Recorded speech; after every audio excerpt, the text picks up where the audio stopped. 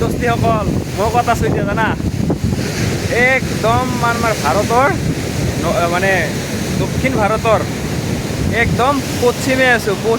পশ্চিম চাইডে ইয়াতে কি আছে দেখা পাইছি সাগৰ পাৰত আহিলোঁ এই সাগৰটোৰ নাম হ'ল আৰৱ সাগৰ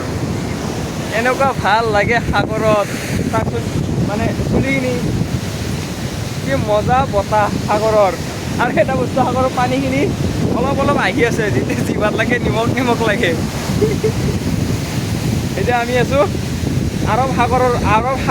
সাগৰত নহয় সাগৰৰ পাৰত দেখা পাইছি এইটো চাওক কি ধুনীয়াকৈ বনাইছে আৰু এটা বস্তু হ'ল সাগৰৰ পাৰত মানুহৰ ঘৰ আছে